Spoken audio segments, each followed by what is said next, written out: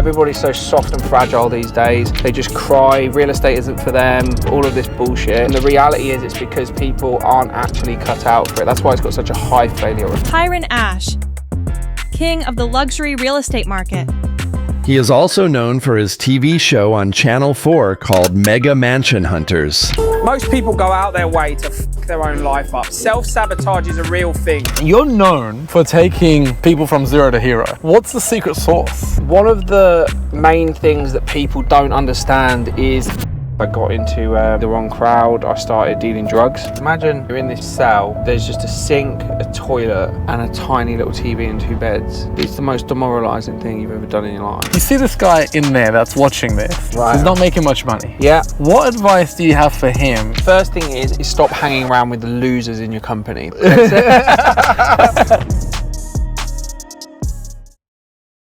Tyron Ash. Tyron Ash, Hello, right? my friend. Tyron Ash. Yeah, that's it. What's going on, Pleasure, my friend. Pleasure. Oh, yeah. Can't complain. Can't complain. In Dubai, getting scorched with the heat. So yeah, can't complain, my friend. So you look fresh. Yeah, thank you. I'll try my best. Likewise, looking good. Thank you. Tell me, who are you? Yeah, so I guess I could give you the headlines. Sure. So I'm from the UK. I own a large real estate company in the UK. We're a national company. We sell kind of luxury property, £1 million and above, basically. Have around 150 or so brokers operating in sort of prime, super prime areas of the UK. We had a good level of traction in the UK. So we got, huge on social media. We had a television show on Channel 4 called Mega Mansion Hunters. That did really well. But I was basically known as probably the black sheep of the industry. So a little bit too outspoken, swore a little bit too much, ruffled feathers a little bit too much. And effectively, you know what it's like when the Karens get hold of it and the woke people get hold of it. And there's so many of them over there. They don't like it. They don't like it. So the guy who actually, got us onto the channel, he absolutely loved me and loved the business and loved the whole attitude of it. And then as he moved on another contract, and we got somebody literally called Karen who took over it, and she removed the last episode to midnight and said basically she hated us. So yeah, that was it. So the extended version is that kind of put us on the map a lot. We were known as being very, very direct, very aggressive real estate people in the UK, earning big money, big commission, which is unusual against the sort of high street brands there. And then around a year ago, I moved out to Dubai.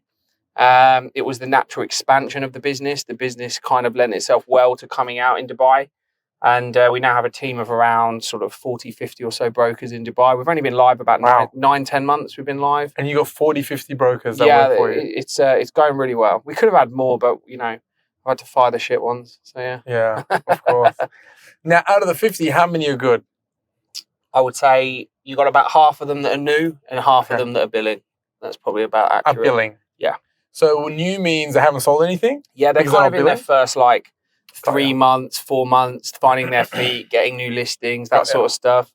And then the ones that are more established are doing some really, really amazing numbers. So yeah. And you're known for taking people from zero to hero. What's the secret sauce? I think one of the main things that people don't understand is how hard you actually have to work to be successful. So I think everybody now, they absorb information from, YouTube, from Instagram, from TikTok about these get rich quick schemes, join this group and you're going to make all this money and all this sort of stuff. And while some people can make some money doing that, the reality is that business, there is no shortcuts. And certainly I can speak about it from a real estate perspective. The 3 main areas that you have to really, really double down on is your work rate. You've got to understand that you have to build a personal brand and actually market yourself to attract business. And the third thing is self-development and learning. Most people think that because they've started in real estate, they can just pick the phone up, sell a 100 million villa on the Palm and run off into the sunset. And while there has been probably a couple of flukes in Dubai that have happened like that, the bulk of the people have to do the hard work. They have to build their reputation, build their contacts, make the connections, and basically do the hard work, get your hands dirty. So when I say a secret sauce, there's no secret sauce as a shortcut, but there is a structure that people have to follow. And while it sounds simple, most people won't do it, because the minute they get a couple of no's, the minute they get a couple of knockbacks, everybody's so soft and fragile these days. They just cry, real estate isn't for them. I'm going to try something else. I'm going to go get a salary job, all of this bullshit. Yeah. And the reality is it's because people aren't actually cut out for it. That's why it's got such a high fallout rate, such a high failure rate. It's cutthroat. Oh, massively.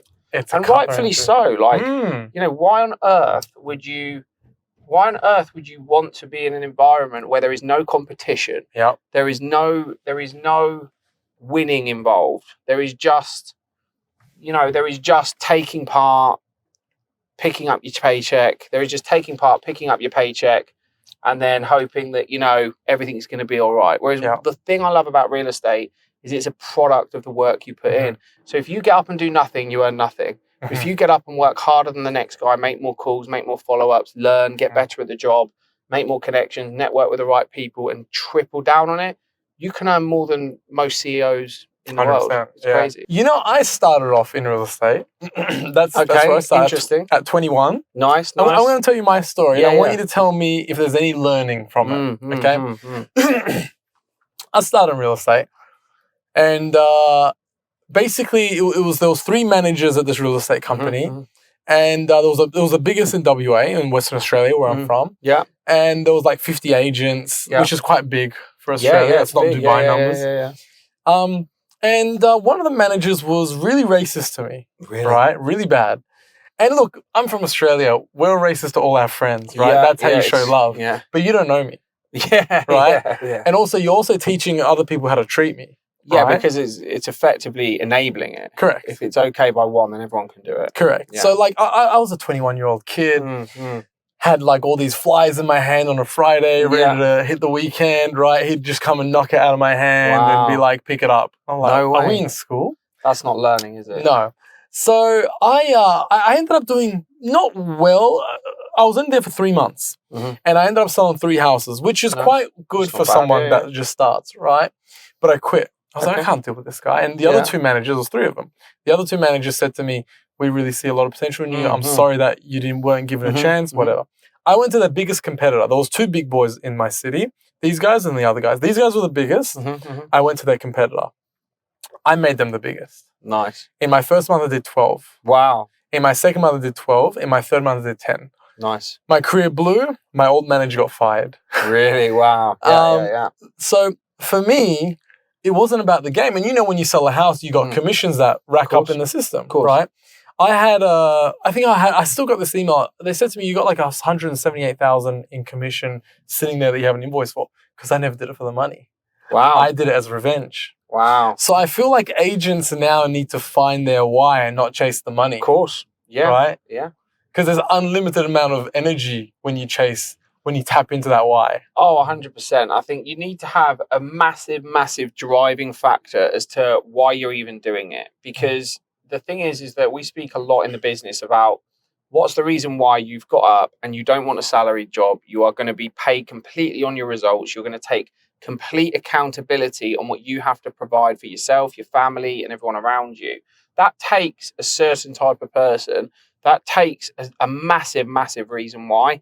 And that can be you want to bring up your children. That can be you want to put some wrongs right from the past. That can be that you've been an underachiever, that you feel like shit, whatever it might be. You've got to have a big, fat reason why you are going to turn up regardless of how you feel. And it sounds like you had that in that situation. You had a massive driver behind you. But it ended up hurting me in the end because I burnt out. Of course, yeah. So I was only in the industry for 3 years. Right. I made, and I wasn't the typical sales rep going and blowing it all on the weekend and drinking and drugs. And of course, yeah. Right. I didn't do that at all. So the money was accumulating and I was just working, but then I burnt out. I couldn't deal with one customer to a point where I was just not losing my temper, but I just had no patience for humans. Yeah.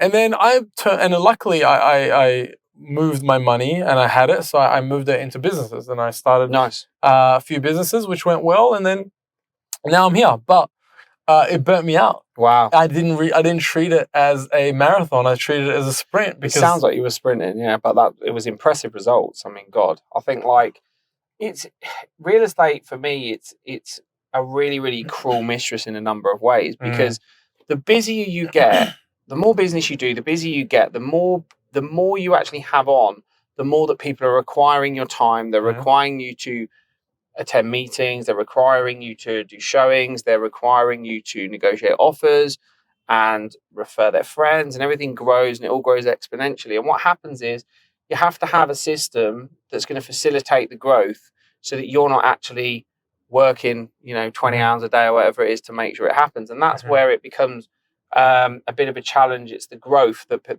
effectively people have to deal with when they get very, very big. But it sounds like you just went hell for leather on it, hammer and tong. Yeah. And I just couldn't do any more. I can't do it, like, at all. I can't. Do you ever miss it? No. Every day I wake up and I'm grateful that I do it. Do you know what? It's interesting. I think that, like, it's not for everybody either. Yeah. That's the funny thing. Yeah. It's not for everybody. Like, one of the weird things, when I got here to Dubai, I was thinking, right, we want to attract good agents. We want to attract people to the business, and we do. But what we realized is we were attracting some good people. We were attracting a portion of people that were just like dipping their toe in the water, having a go at it, watched a few videos on Instagram, thought, I'll get a flight to Dubai and I'll do real estate. It's almost like a cliche, Yeah. So really part of our interview process and structure with regards to recruiting people is that we're actually saying to them, like, this is what's required. It's not easy. You have got to literally get your head down for 6 months straight and not look up. And that means you can't be partying 4 nights and 4 days a week. You can't be spending money that you haven't got. You are going to blow the pile within 2 months, and you'll be back on a flight. And we're not going to waste money and time while you go and do that. So are you actually cut out for this? So we'll almost get to a point when we upsell the business, find out if they're good or not, interview them, move the process forward. Then we spend a period of time trying to talk them out of it. Yeah. Like, just really trying to test the water as to, are you sure you want to do this? Because when you cross that threshold, it is commitment of a high level. Yeah. And that's where most people fail. I think the failure rate for real estate agents in Dubai is about 95%. Wow. It's so high. Wow. You don't understand how high it is. It's so high. Wow. And I researched this in depth. I spent 6 months in Dubai before I moved out here, researched all the companies, researched the turnover rates, researched the sales, all the different market variables for what real estate companies and agents, individually are doing. And it was frightening. Yeah. The turnover, the conveyor belt of people coming in and leaving empty-handed. Maybe it's 10,000, 15,000 pounds that their parents have lent them or they've saved from their job. Yeah. They come here, they get drawn into West Beach, partying, going to 5 every day, doing all this sort of stuff.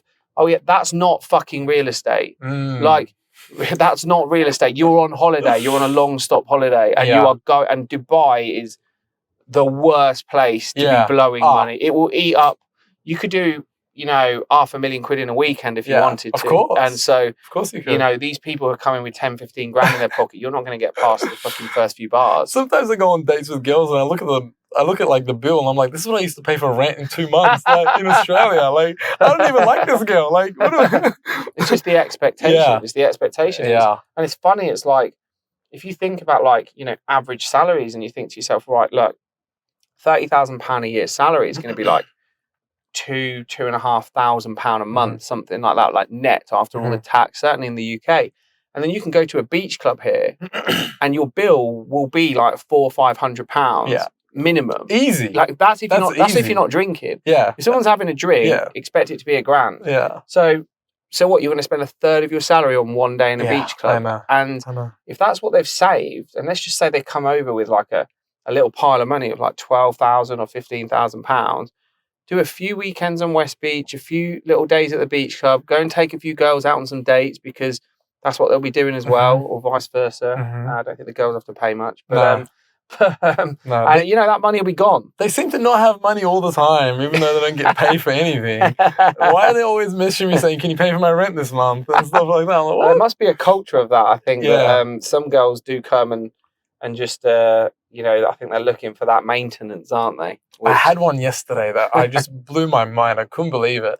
I paid for everything. We went everywhere. We did everything. Like, we did everything. We were going on 5-6 dates. It was going. Nice. It's good. This is a cool girl. She was a girl from Drake's music video. Oh, nice, right? nice. And we're having dates and stuff like that. And then she just goes, "Look, I don't think, we're compatible this now. I said, okay. It came out of nowhere, by the way. But I didn't really care. It was like 5-6 days anyway. It's not like I loved her. But she goes, we went to Etisalat the other day and I had to pay for my bill and then you didn't offer to pay. Oh, wow. I'm like, that's your phone bill. Wow, that's nuts. Like, that's not something that it's crazy. Like, because there's But by the way, like, spent way more on other gifts nuts. And holidays or whatever, right? We went on a quick trip together. Yeah. Like this 120 dirham, whatever. Like, you know what I mean? It's not.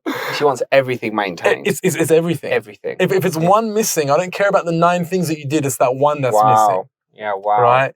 So the expectation here is you know what pisses me off? It's why it's always about them. Well, it's all about them. I think the problem is men enable it. So the issue is that men are stupid. Most men are stupid. So, the issue again with men with money is that if they, there's only a select few of them who, if they didn't have money, would be successful with women. So like when I was younger, I had the chat and I always did all right, even if I had no money. And I know a lot of people in my friendship circles that just naturally had that. They could go into a bar, chat up a girl, blah, blah, blah, blah, blah, blah. Well, there are a lot of men that don't have that ability. So the only thing they can bring to the table is financing a girl. And if they can finance them and get them to basically go out with them, then it becomes not about whether they are compatible, whether they fancy them or not. It's about, I want everything paid for. And that is nuts to me because I think to myself, like, my girlfriend, I look after her. Like, she got a 12 grand watch for her birthday. She does all right out of me, but she's never asked me for a thing. So the reason she gets looked after is because she doesn't ask. Correct. The minute she turns around and says, I want this, I want that, it's done. Yeah, correct. It's over. But you know what that shows? That shows that she's there for you. Exactly. Not for the things. So, my problem with this girl that I said to you, it's like, I'll do everything for you. No problem. But when you show, what she said to me? She said to me, one of the comments, she goes, I don't, like, what's the difference between me and going out with my friends then? As in, like, you're just a piggy bank. Wow. So if you're not paying for it, I'm not there for you. I'm not there for you. If I'm going to pay, like I'm going to go with my friends, right? So for me, that's what it is. It's I always look at, I'm very black and white with it. So the issue I see, and it might be quite an unpopular opinion, right, is that women who are attractive, what they don't understand is that, like, going out all the time with your friends, partying in different places, if your Instagram reels say like Dubai, Mykonos, Ibiza, Marbella, in like bang, bang, bang, bang, bang, and they're like 100 highlights long, and you're there and it's just a different bikini pic in a different place and all this sort of stuff, it's fine. You're going to get a lot of male attention, you will, but nobody is going to be messaging you thinking you're going to be a wife or you're going to be the potentially the mother to their children one day or anything like that. It's going to be purely out of lust. And that will be very validating to women and to girls at a certain point, but that has a timeline. It has a best before date. And what will happen is, I'm sure every woman will go through it, is at some point they're going to want to have a husband, they're going to want to have children, they're going to want to do all these things. And if I was looking and I was in the market, the last person I'd be trying to bag as a wife would be someone with a history like that. Yeah. Very, very simple. I'm not interested. And, when they're 28, 29, 30, and you've got the new batch coming through at 20, 21, 22, it gets a bit tougher, doesn't it? Exactly. Then they start panicking. It gets a bit tougher. Right. And it sounds a little bit, people will listen to this and say it sounds like misogynistic, but it's not. No. It's the truth of how the world works. Correct. It's not, we can talk about it like it doesn't exist, or we can acknowledge that it actually exists. For me, there's a big difference between driving a car out the showroom and picking one up that's got 200,000 miles on the clock. Yeah, of course. The big difference. My friends in Australia, right? They I'm single, perfect. I'm single, right? And they and obviously my single friends, that's for you. Thank you. My friends will message me and they'll be like, that girl's beautiful. You want on a date with this girl, that girl, whatever, right? Physically, they might look at it and go, these girls in Dubai are gorgeous, which they are. Every girl in Dubai is gorgeous, right? Mm-hmm. But from the outside, they're more beautiful than the girls from where we're from. But the actual insight and the quality of women that they are, you find better quality at home rather than here. I think there's a for me, there is only one type of girl that I could ever narrow down to taking seriously, and it's actually probably a profile of the girl that I'm with. Well, it is a profile of the girl that I'm with. Is, she's extremely attractive girl, very, very good looking. She would get all that attention that any other girl would get, but she's a homely girl. She's somebody that is not in nightclubs. I didn't meet her going out in bars. There was none of that. She wants to do nice things, go to nice restaurants. Even if she goes and meets her friends, they go to a respectable restaurant. They're not in Bagatelle. They're not in Amazonico. Like, they're not going there. So, it's not happening. So, that doesn't exist. And she doesn't feel deprived. Because she doesn't go there. She doesn't want to go there. Like, if and I say to her, you can go to these places, but you'll be single. Yeah. So just go single. Yeah. But she doesn't want it. And what my point is that you get two types of people.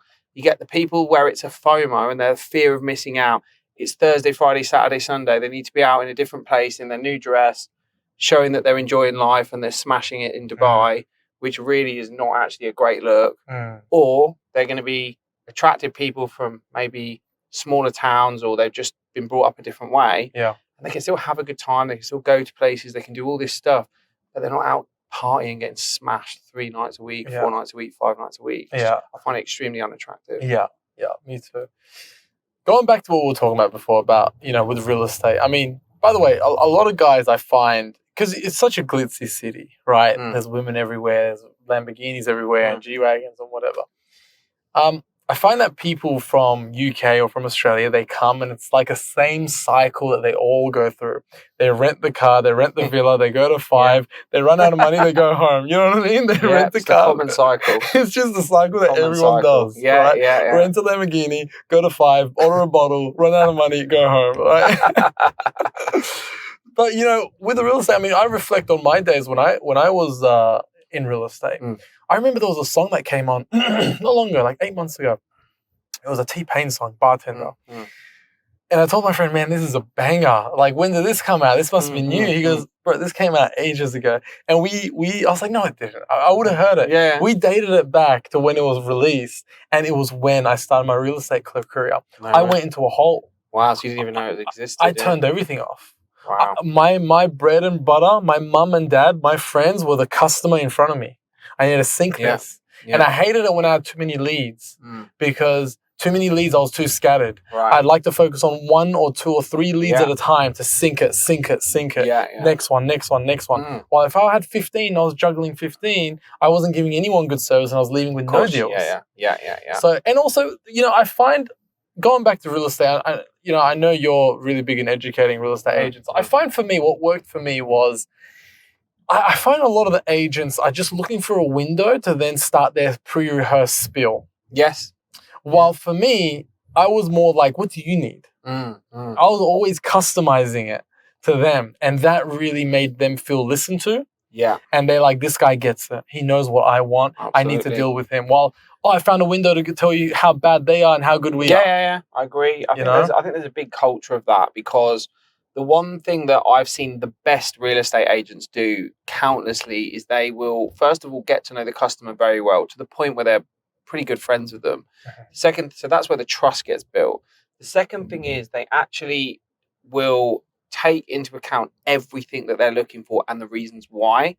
But the third thing, what I find the real top 1%ers do is they can make suggestions based on their expertise and the information they've got. And what can happen is it can actually take the transaction into a different direction. So I'll give you an example. One guy in our company, he got a lead through on another property. It was a smaller investment property that someone had inquired about, but he qualified the guy properly.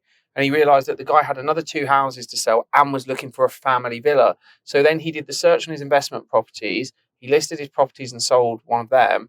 And then he actually took the guy villa shopping, and instead of selling him something like 1.5 million AED, he sold him something at 12 million AED, which had a 6% fee on with the developer. So it's like, but if he just went, yes, sir, no, sir, I'll book you in for the viewing, he would never have got any of that. But because he qualified it properly, he now had 4 different pieces of business and actually something that was like 10 times the size income-wise and benefited the buyer far more because it was his new family home. Yeah. So it's about servicing the client for what they actually want, not just being an order taker. Because I think also people get so excited when a lead comes through. Yeah, book the viewing in, bang, bang, bang. You don't realise that guy might have a portfolio of like 50 properties and he's probably trying to sell 25 of them, and you haven't even asked him the question. And then on top of that, the other thing that people don't do is when they do a good service or they've got a good relationship with someone, ask for a referral, ask for their friends. Like, at the end of the day, if someone's a multi-million-pound property investor or seller, what do you think their friendship circle is going to be? They're probably hanging around with other people like that. They're not going to be hanging around with bums, are they? So the easiest wins come from doing things in a methodical way that means you don't let things slip through the net.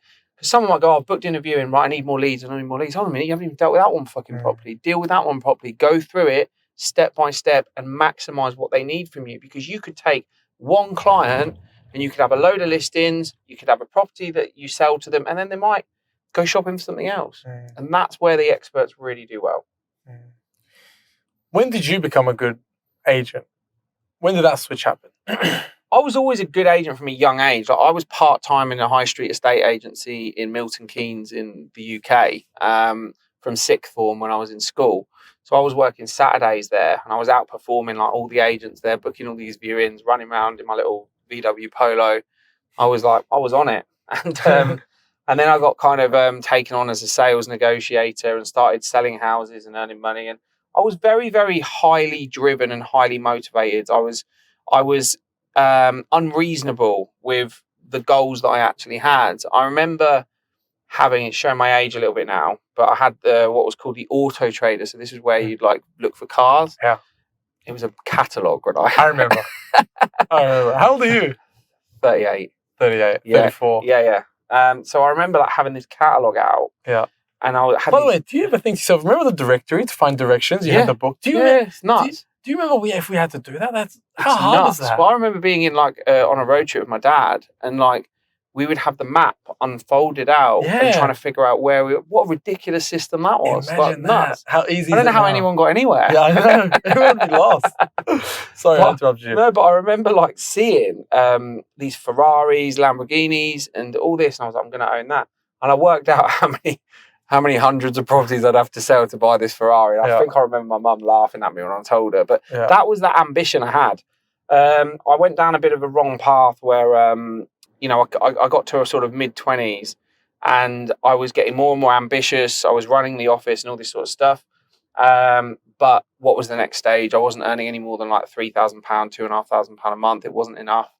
And I just kind of hit that plateau. I burnt out. I didn't want to deal with anyone anymore. I wasn't earning the money that I would deserve. I was working 3 weekends out of 4. So I tried to set up on my own. I couldn't get the money together. I didn't have it. And then I just went down the wrong path. I got into the wrong crowd. I started, I got arrested for dealing drugs. I was dealing drugs for a couple of years. I ended up doing a 2-year prison sentence for it. It was a real turning point in my life because it was the biggest slap in the face you could ever get, because I was trying to make quick money and I was trying to I was no Pablo Escobar. I was just like on the side, friends and stuff like that. But like, it's back in like 10 years ago. And it was a massive turning point in my life. And then when I went through that for 2 years, saw the hurt that it caused my family, the problems that it caused for me, the fact that it sort of sent me back to absolutely ground zero. I came out, my dad he said, like, you need to get a trade. You need to do something properly with your life. So I went and did an electrical qualification. So, wiring in electrics and fuse boxes and all that shit. Hated that with a passion. That was like the worst job ever. Anyone who does that, I take my hat off to you because I can't fucking do it. And I remember like I was doing these jobs, and one thing I was very good at was getting jobs because I'm a good salesperson. Yeah. So I could get rewires for houses, fuse board changes. I was getting them like, I didn't know how to fucking do them, but I was getting loads of work. Yeah. I remember I had this job, and I'll never forget it. It was a simple. I had to put this socket circuit in this lounge, and I've chopped it out. It's taken me far too long. I haven't quite got the right tools and all this sort of stuff. And I'm chopping it out, putting this socket circuit in. And anyway, it's getting to like, it should have been like a 3-hour job. I was there for about 10 hours. It was getting to like 9:30 at night. The kids are coming through in their pajamas, waiting to go to bed and all this stuff. And the mum's like, "Are you nearly done? Like, you nearly done?" I'm like, yeah, I'm nearly done, like nearly done. Got it all back in, done. Flipped the electrics on and it tripped. Took the whole electrics out of the house. And then I was there. In the end, I had to basically say to her, like, I'm out of my depth. And I need to get someone I know to come in and finish the job. You don't have to pay me anything. But I just want to get it finished off you and you can pay him. And the funniest thing was when my television show came out on Channel 4, the woman whose house it was sent me a DM on Insta and said, "I've just watched you on TV and I will never forget the socket circuit that you put in our house." Interesting. Yeah, I was, that was the route that my dad wanted me to take. But I got really into real estate after that, back into it. Started selling luxury homes in North London. Really started enjoying it. But as I wanted to expand, my social media was growing a lot. The company couldn't accommodate my expansion. I wanted to work all over London. I wanted to have a team. I wanted to do all these things that didn't exist. And what I realized was that structure fundamentally didn't exist in the industry. So I set the business up basically to accommodate my own real estate needs. I had a team of 10 that came over from different companies straight away. I'd built a pretty good reputation in the industry by this point with some of the big sales that I'd made and the traction I'd got on social media. And it grew from there, but then it went up to kind of, 50, 60, 70 people very quickly. That's when we caught the attention of obviously the television companies, and it went from there. And I just got very, very obsessed with the industry with regards to its processes, with regards to the learning side of it, improving, taking the systems and implementing them so that, you can take, you can go from nothing to suddenly earning £100,000 in a month. It's like, what industry can you do that in? It's just real estate that I feel that you can do it in. And that's why I loved it. And I fell in love with it, and it's been very good to me because I've never took my eye off the ball with it. And now we're expanding to a sort of the next level. And now I've taken more of a teaching role because, I still put the odd deal together if friends want to invest and things like this. But generally speaking, it's mentoring, teaching, coaching, doing all of those to make sure that everyone has the tools to basically be successful in the industry and it works, Do you have like a sales manager that runs the team now? Yeah, so we have what are called senior partners. So these are people who effectively they run it like their own business. So the way I've set it up is for people who really want to scratch that entrepreneurial itch where they want to run it and grow it as their own kind of business. The brokers will work in their team. They will hold the meetings. They will kind of motivate them, structure all the KPIs, and they will receive profit share on what the entire team and themselves do. And then I basically kind of touch base with all of those senior partners in the business. So it allows me to not have 150 people ringing my phone. And does your wife, is she your wife? Girlfriend. Yeah. And does your girlfriend, she also works in the business? She did. Funny enough, met her in the business when she joined in the UK. And she's an exceptional agent. Like, she was the top female agent, billing agent, like two years running. And it was just kind of one thing led to another. It was naturally, we knew each other for like a year and a half before we started kind of dating or anything. She's a very good agent, but she doesn't do it as much now. But she has come and done a deal in Dubai. I think she sold one house here, but it was like 26 million. So wow, can't complain. She's pretty good. Just one, that's enough. I know, it's pretty good, So, and what she's like me, like burnt out, can't do it anymore. I think she. I think personally, it's one of those things where I'm quite a traditionalist, where like I like to provide for my woman. She's, she's going to be, effectively potentially my wife, potentially the mother of my children, and I don't want her working. So that's just me. So she's happy with that. If she ever gets a real itch to do it, she can go and do it. She can go back and do it. Yeah. What would you like? How are you? I'm good. Shaq? Yes, sir. Can I get one bottle of water? One cold. One cold Americano with a little bit of milk. What would you like? I will take. Do you know what? I'll take the same as you. I think that sounds pretty good to me. Yeah. 2 cold Americanos with a dash of milk. Yeah. Yeah. Thank you. So, how did you get caught? Because if you're just dealing with friends, how did you get caught? Well, there was a few of us that were all sort of involved, and I think what had happened was they were following the person who was dropping off everything to everyone. Sure. And he got slammed having everything on him. So they obviously were monitoring him for a while. And what I heard through the grapevine was they were watching him for a while. They were following him, and then eventually they slammed him while he had everything on him. Yeah. And then that obviously meant he was pulled in. Yeah.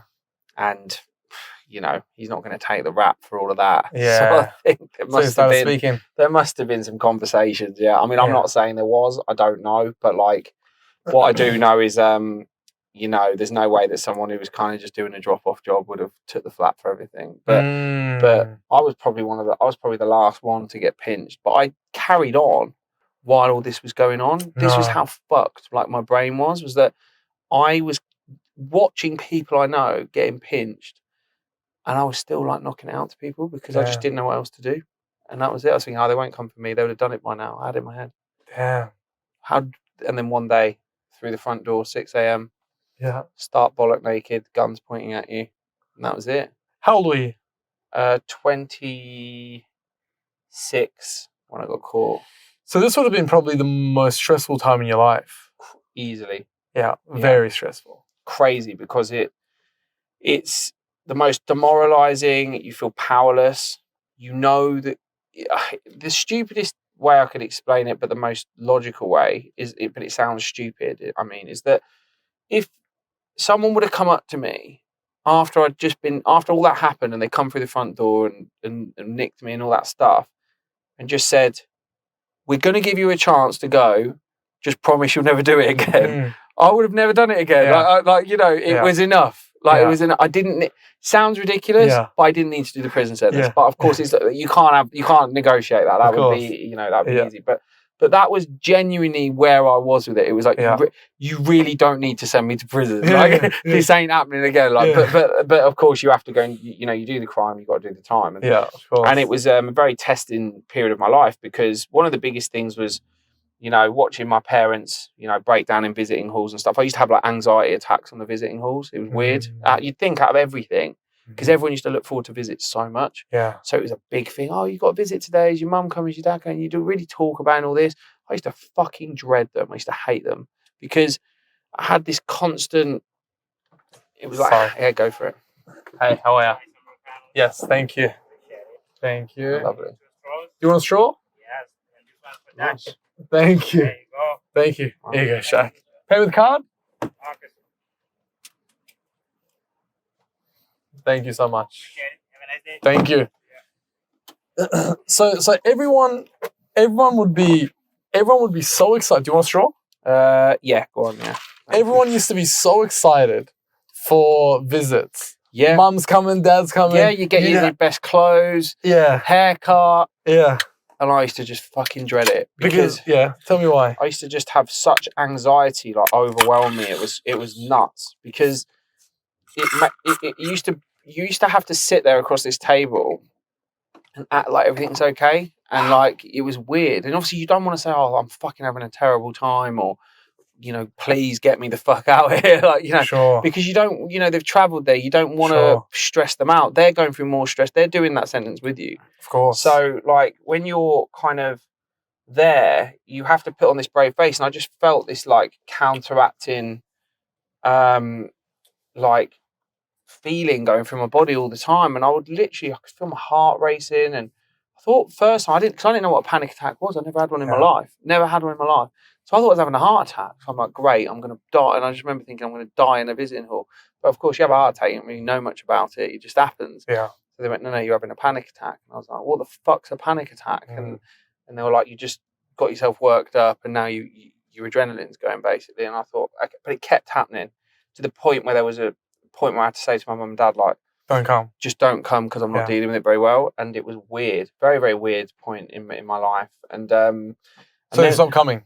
They did for a little bit, and then eventually they started coming again. But And how was it when they came back? it was all right. Better. It still wasn't great. I think I remember feeling a bit like it, but it was weird because it was like the first half of the meeting would be fine, and then the second half would just be like, I don't know.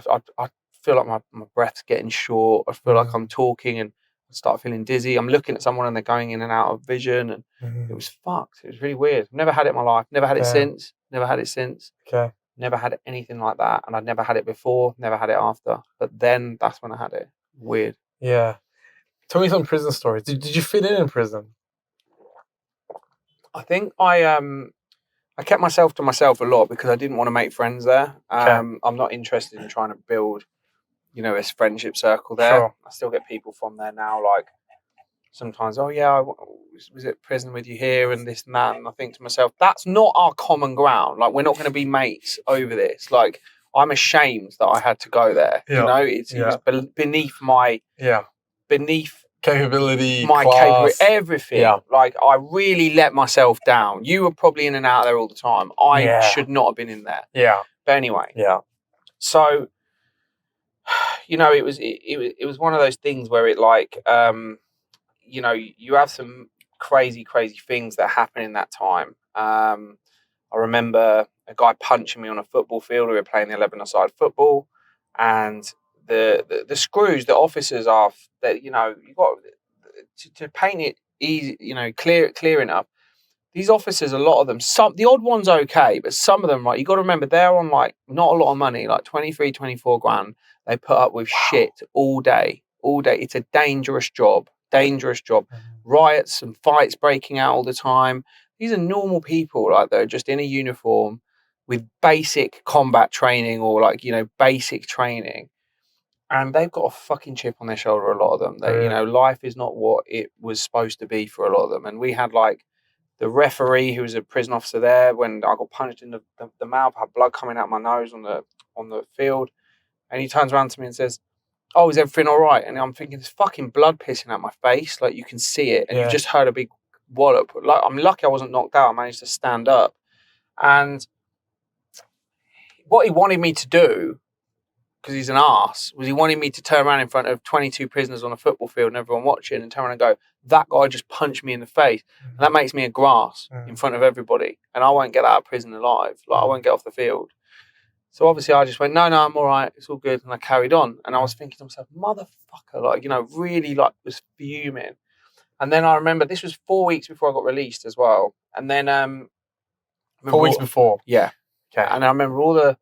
Did you know you were getting released? Yeah. That was my 4 weeks before my release day. Because you got sentenced 4 years, parole 2 years? That's it. Yeah. So it was 40 months and I had to do 20. So 4 of them were on tag, 16 was inside. Yeah, of course. Okay. And basically, when that happened, obviously all the Muslim brothers and that come over and they're like, let's go and fucking sort it out. Let's go and fucking resell and all this. And I was like, sweet, yeah, let's do it. That's what I was like. And then this one guy pulled me over and was like, he said to me, "Ty, come for a walk with me. Come for a walk with me around the yard." So I went for a walk with him and I was like, just calm yourself down. Like, your brain's going now. Like, you haven't got to prove anything. And he said, "Look, I'm not telling you what to do. You're a grown man." He said, "But if you go and follow it up and go into that guy's cell and do whatever with these guys, this guy is in here for murder. He's a lifer." So he told me the story that he stabbed the guy who was sleeping with his wife and he caught him and he stabbed him 17 times, killed her, killed him. And this was many, many years ago. And he's like 45, 50 years old, this guy was, right? And he goes, so he's the sort of guy that if you go and do that, you might go and beat him up. You probably will, but it's on then after that. And he goes, so what you've got to ask yourself is, are you willing to go to that level? And I said, no. And he said, well, just fucking leave it then. And I did. And that was very humbling. If you did that, you potentially could be kept in there as well. You commit another crime. Correct. You're up in front of the judge again. Yeah. So if you got caught, you're going to be in there for another 2 years, probably. I don't know. Absolutely easy. Yeah. There's some people that they don't get out. Yeah. They don't get out. So if you go in, they could be there on on theft or something, and then they start getting in fights and drug dealing in prison, and before you know it, they never get out. What was your cell like? Did you share it with one person? the first cell was brutal. Like when I got to the dispersal jail, it was like with some guy who was on like remand for arson. And of course he, hadn't been proven guilty yet, but he was in the cell and he was just like playing with lights and stuff, weird little like Russian guy. Clearly mental health issues. Oh, he was tapped. Yeah. And I did not sleep a wink that first night. So I thought this guy might set this place on fire when I'm asleep. I don't know. Yeah. And people do all sorts of crazy shit in there, And but it's horrible because imagine you've lived in like nice places, you've got reasonable upbringing, and then you're in this cell, and there's just a sink, a toilet, and a tiny little TV and 2 beds. Yeah. And you got to go for a shit in front of the fucking guy. In front of it? Yeah, you're shitting in front of another guy. It's the most demoralising thing you've ever done in your life. It's fucking nuts. And like, when you do that for the first time, it's like, is this really what my life is? Like, it's fucked. And there was just so many things like that even like walking to the showers, like you hear all these stories and you think you don't want to get caught in the fucking showers. And it wasn't ever like a problem there. There was never really like any stories of that going on, but you'd walk through in the house block and you'd have your towel and you'd be walking through in your pants and there'd all these guys hanging around on the landings like gangs and stuff. And you're walking through all these fucking Asian gangs and Muslim gangs and black gangs and white gangs and you're fucking walking through in your pants with your towel over you and it's just fucked. It's like it's nuts, and I'm showering as fast as I can. Yeah. Because I want to get out, just in case fucking 10 guys come in and fucking start, beating you up or something. Beating you up or fucking God knows whatever else. It's like, you just none of it ever happens, but you go nuts in there. Like you go fucking nuts. And I remember just like killing a lot of time like playing poker because that was like, I mean, you're playing for like a pound, but like it killed the hours in the day. And when I remember like watching when people were getting released in the D category prison I was in, and it was such a big thing when people get released. So there'd like be all these people around. Oh, so and so's going home today, and they'd, oh yeah, see you later, mate. We're gonna do. And I thought, fuck all of that, mate. I didn't tell anyone I was getting released. I got up, I cleaned myself for the last time just to kill the last hour, and I fucked off without saying bye to anyone. Wow. I was gone. I thought, I'm never speaking to any of you fuckers again. Wow. Like, that's it. It was like, get me out. And I remember when my dad was waiting for me in the car park, and he was like, I thought, because you have these home visits and stuff in the meantime, and they're all nice to you when you come through. Oh, do you want this? Do you want that? What do you want to eat? And all this. But I said, all right, my family are really supportive. You get there, it was completely different. Dad was fucking livid, like livid. On the day you left? Yeah. He was. I thought he was going to be, oh, you're really happy to. He was like, you ever put this family through anything like that again, you will not be part of this family again. Wow. And I thought, fuck, it was just a quiet drive home. It was a quiet drive home. I thought, what I envisaged that to be was not that. It was nuts. Damn. That was nuts. The thing is that there was days that were like so low that even if I have a day where like we have a load of shit happen in the business and a load of problems and people piss me off and I have to fire people and all this sort of stuff, and I just get to the end of the day and I think, God, what has gone on today? There was a time where I'd have chopped my right arm off to have had my worst day today. Yeah. And that is why I never, ever let things kind of get the better of me, because I just go back to that time every time and think to myself, you weren't even allowed out at one point. You didn't even have a phone at one point. You had 2 night tracksuits and some Hirachi fucking trainers that you were walking around in, and that was you. That had nothing to my name. So it's nuts. And it really did change me. It really did change me. But a lot of people don't learn from it, and they just end up back in there. They make more friends there. And that was the one thing I thought I'm not doing. Yeah. I'm not going to go and make a load of friends in there. It's not going to happen. I mean, I'd argue it made you the person you are today. If you didn't go through that, you might have not had the fight or the tenacity in sales or in real estate. I mean, you were clearly a good salesman before that, but you probably didn't have the same fight or drive. I think if you get slammed into rock bottom and it's that the fight or flight kicks in. And I remember listening to audiobooks over and over and over and over and over again. anything business, anything to be successful, anything to make money, anything real estate, over and over and over and over again, because I was listening to them out of like fear. It was weird. It was like I was so scared about being a fuck up that I was like, I need to fill my brain with knowledge. I need to fill my brain with knowledge. It was like this urgency of like, I need to get this information into my brain and I need to stop being shit at what I'm doing and sort this out. Yeah. And it was so like, I didn't make friends. I didn't start going down to meet my friends at the pub. I didn't do any of that. I just worked and worked and worked and worked, like literally like my life depended on it. It was like until those first deals started coming in, I started seeing some money and I had to, and then I remember getting, one of the best moments was like, I got this Mercedes. It was a brand new E-Class when they changed the shape. It was really, really nice. And I had this, it was about a 45 grand car. And I got this car and I bought it on my own. And that was one of the biggest achievements. Like I bought a Lambo that was a great achievement. But I swear to God, when I got that Mercedes, that outdone the Lambo. Wow. It was weird. Yeah, it was weird. The Lambo was like the pipe dream. It was ultimate. Of course. But it was that I'd worked so hard by the time I got the Lambo that I felt like when they gave me the keys, I was like, give me my fucking keys. Like, do you know what I mean? It was a different one. It was a different one. It was like, there wasn't all the tears and all that. I was like, give me my fucking car. What Lambo was that? It was a Performante, like Hurricane. And it was fucking weapon of a car. It was all like matte black, lime green. It was so nice. And that was like the thing where I was like, I have earned that. Give me my keys. Like there was no like nostalgia with it, right?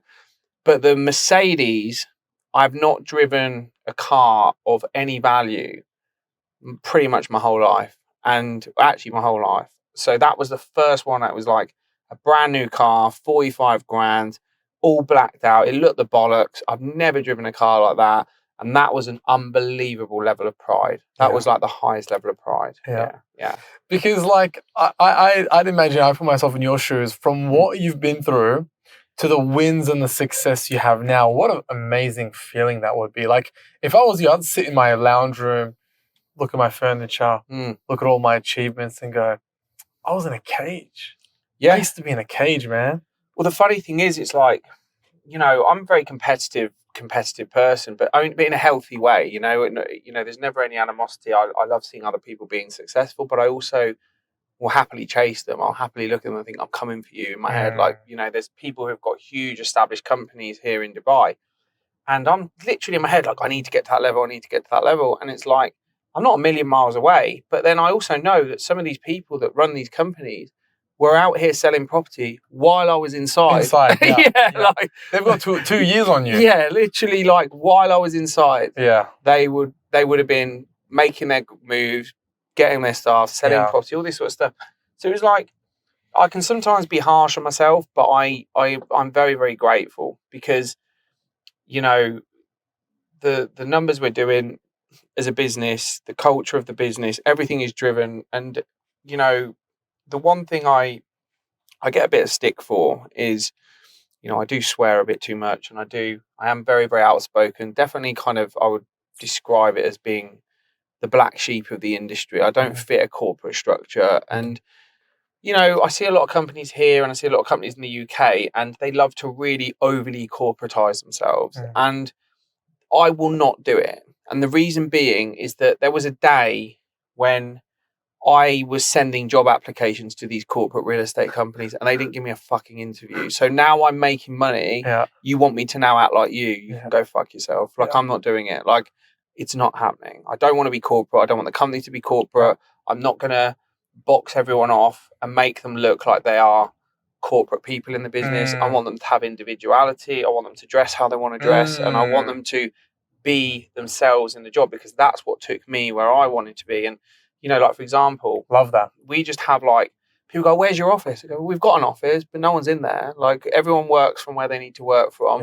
And we connect all of our meetings remotely. We do it through, like, you know, things like Zoom, very, very easy. We have all of our KPIs run tightly, all of our training structures, all of our everything in the business is run like systematically, beautifully, and everyone can access everything. The UK did £45 million of sales last month, and everybody works remotely. So the reason being is it's organised. Dubai did around the same. It's like, it's not. You don't need to be corporate to be successful in this industry. And quite frankly, the last thing I want to do is go to a fucking office every day. I don't want to do it. And micromanage. I'm not interested. Not interested. Like, you think I want to sit in a glass box at the back of the office as Mr. CEO? I'm not interested. Yeah. I'm not interested. Like, I would rather go and sit in a shisha place. How often do you go to the office? I've been like maybe once. Oh, you've only been once? Yeah. Where did I just pick you up from? That was my house. Oh, that was your house. Okay. Yeah. Okay, I thought it was the office. No. Yeah. So it's just one of those things that we like. You know, it's a box ticking exercise. The office is there for people that use it, but you know, real estate is a people game. Yeah. It's a networking game. You meet people at their houses. You meet people in environments. So how do you train the new guys? So we have a really, really kind of in-depth training. So we have like training structures that are like when they come and they're onboarding. So literally from the ground up, like, you know, what is real estate? What have you got to do? What are your responsibilities? All that sort of stuff. And then we have like what we call masterclass sessions. So we've got maybe 100 videos plus from recorded live masterclass sessions, which dissect every single different topic that you need to learn in real estate. It could be prospecting, negotiating, listing, everything, you know, and it's all been dissected in different sort of ways. So the newbies can learn everything from their laptop anywhere. Absolutely. So there's no once a week you got to come here. No. There's no sales meetings. Yeah. Yeah. There's sales meetings, but they're all on Zoom. No. Everything's on Zoom. So every morning the sales meeting is done on Zoom. We meet twice a week for 4 intense phone out sessions, which are called like boiler room sessions. And that's still on the phone. And that's that not in person. And we'll pick a location, but it'll be like a shisha cafe. Got it. And we'll just meet, and the teams will meet, and they'll do their phone outs for 3 hours, and then they'll go off and do what they need to do, and they just concentrate on getting the results. Love that. It's all time blocked. It's all organized. And all I've done is systemized and automated everything so that people know exactly what they've got to do, at what time, what result they're trying to get out of it, why they're trying to get that result. Love that. I don't need to drag you to an office. You're an adult. I don't need to drag you out of bed in the morning and tell you go and do it. If I need to do that, then this ain't the right company for you. It's not the right company. Fuck, I love that. Yeah, that's a great philosophy. Yeah, it's it. Great philosophy because you're giving them the freedom and the space to be their authentic self with their own style, and you're allowing them to go. That's what I did well because I was able to be myself and I wasn't 100%. If you micromanage me, that's going to demotivate me. Yeah, 100%. Right? I remember there was one time I was in this company, and I did like £4 million of exchanges or something. I can't remember what the amount was on a Friday, right? And I'd be working on this for months. I don't know, maybe £30,000-40,000 from this, right? Net commission, and it got to 1 o'clock in the afternoon. I'd finally, it'd gone on for 2 weeks too long. It almost fell through. And then Friday morning, exchange contracts, right? And I was at this company and I said, thank God for that. Like, it's done. I was like relieved, right? I was done. And I said to the administrator, I'm going home. I'm done. Like, this is finished me. I want to go to the gym when it's not busy, and I'm going to go and just have I want to go meet a couple of friends. And I said, yeah, no worries. See you later. Yeah. Head office is on the phone to me like, oh, well done on your exchanges, Ty, blah, blah, blah. Where have you gone? And I'm like, oh, I've left for the day. Like, I've got nothing to give today. Like, I'm not going to do work. I'm not going to go do prospecting. Those exchanges are done. I'm really happy. I just need to chill. Yeah, but we need you back at the office. We need you back at the office. Why the fuck do you need me back at the office? I'm not going to do anything. Like, and I just lost my shit. And it was like, that is not healthy. No. It's not normal. No. Like, good people as well, right? Great people. They will become better, even better, when they get the autonomy to operate where they want and how they want. And then what I believe, my philosophy is that if I can provide every single part of that platform to train them, to support them, to organize them, to structure them, to give them support, to allow them to work within a team, to drift in and out of that team as they need to, but still measure everything about it. Everything's measured. It's not a smoke screen, like fly by night kind of theory. We know how many calls people have made. We know how many new buyers are registered. We know how many new listings have gone live. We know what's been sold. We know new off-plan properties that have been sold. Everything's measured. Everything's done. But we just don't need everyone congregated in an office fucking around the water cooler. Yeah. Like, it's nuts. And actually what they do is they use it as a social. Yeah, correct. They do use it as a social. Yeah, of course. I love that. And to be honest with you, like I read a book. I can't remember what book it was. I think it was on a plane, and I read it, and it said something along the lines of, most meetings are bullshit, right? Yeah. Most office meetings are bullshit, right? And in my company, when we have when we brainstorm something, right, we'll basically I will give my opinion the last, because if I give my opinion if I tell everyone what my opinion is, I know the kiss asses are just going to be like, oh, I agree with you. That's a great idea, boss. Keep doing that, right? And I don't get the real answer. Yeah. So there's so much political, motivations in meetings, and I'm just trying to get ahead by kissing ass and yada yada, right? Yeah. So for me, I love your philosophy. I think your philosophy is going to fly here. I think it's great. Yeah, it worked for me. Brilliant. And it's perfect for you. Awesome. Right? And here's the thing: real estate is not a salary-based industry. No. Right? So you don't have to micromanage and make sure you get enough work as what you're paying. If you don't have the motivation to change your own life, then you're not the perfect person for my biggest thing, just to end it, my biggest thing in real estate when I did it was you have to give it your life for it to give you a new life. That's a great terminology to use. Give it your life to give it. You have to give it your life for it to give you a new life. Oh, amazing. That's how I did it. That's the level of commitment it needs. I think that people just think it's like it's not a normal job that you can just dip your toe in and have a go at. You've got to give it 110%. And then the funny thing is after, if you do that for like a year, in year 2 it becomes a lot easier because you've got the repeat clients, you've got the referrals, everything just comes to you. Your phone's always ringing. But at the start, it's outbound. You've got to do the hard work to make sure that in a year's time your phone is the one ringing, and that's it. But I am 110% in belief that I think that if the structures are there, the training's there, the organisation's there, the results are there, the company's there, everything's there. Why do I need to also be the person that drags you out of bed by your heels every morning? If that is the case, then you should not be doing real estate. Go and get a fucking 9 to 5. Go and pick up your paycheck at the end of the month and serve the people who are working hard and get paid on their results. Very, very simple. If you like this video, consider subscribing. We do weekly podcasts with experts in every industry to help you find direction and guide you on your way. Now let's get back into it. Look, we said like real estate's a brutal game, right? Yeah. By the way, your real estate agency in London, who is where you basically started your career, that's doing the same amount of sales per month than your compared to your agency in Dubai now. So it's not far off. I think Dubai's probably about 15% just behind it. It's not far off. But I mean, Dubai just started 10 months ago. The trajectory. That's crazy. The trajectory of Dubai is mind blowing. Yeah. It's mind blowing. Yeah. Because the reason it's doing that is because, quite frankly, when you're doing deals in the UK, they just take longer. So what you'll find is that the listing process right through to negotiating the sale, then the shite solicitors you have to deal with that make it even longer. You could be 4, 5, 6 months on a process.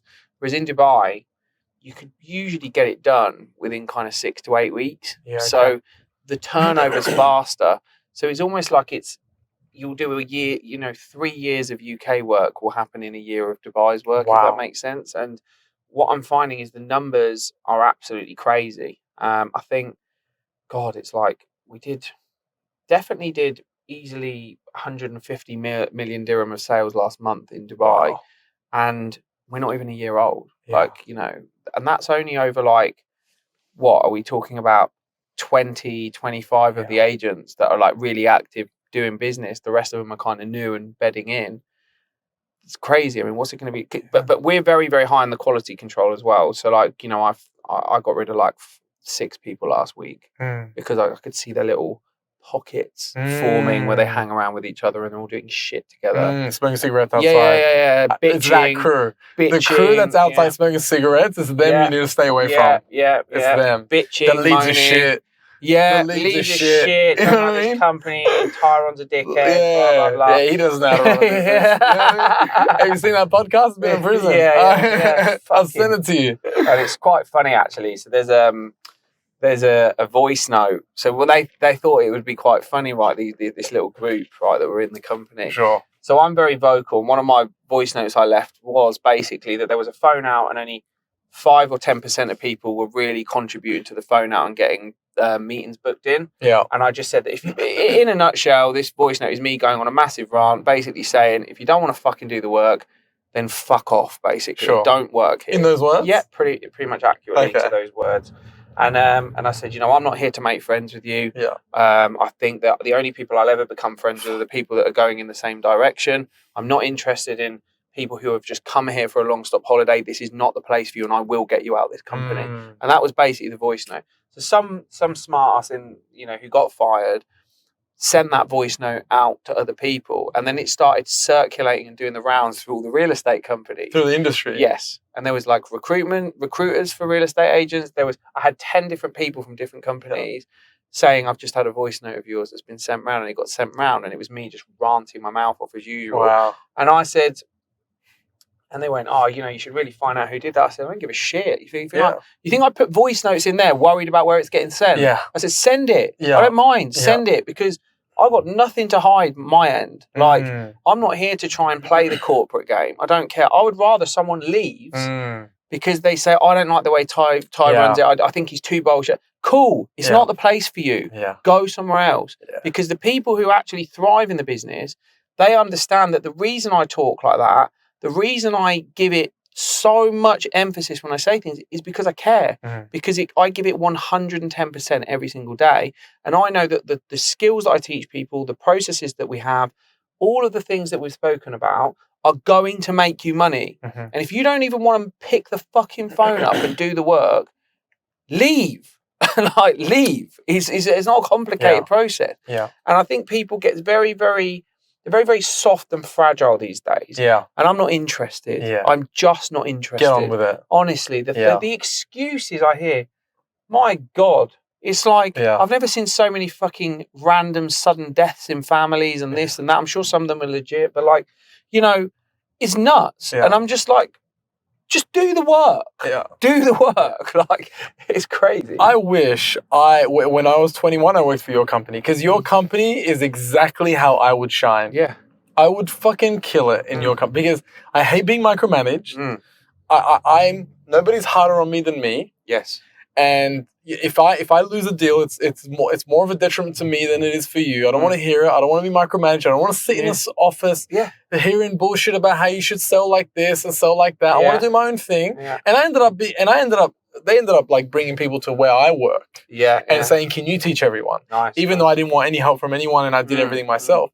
But I just want to be left alone and do my own thing, right? So for how you run it is perfect for someone like me. Not for a lot of people, but then you don't want those people. Well, exactly that. It's like, because the funny thing is that the people because the way I look at it is this, right? If you're saying to someone and by the way, there's nothing wrong with offices. It's just my way of doing things. Doesn't mean that other companies are wrong because they're successful. They're doing what they're doing, and good luck to them.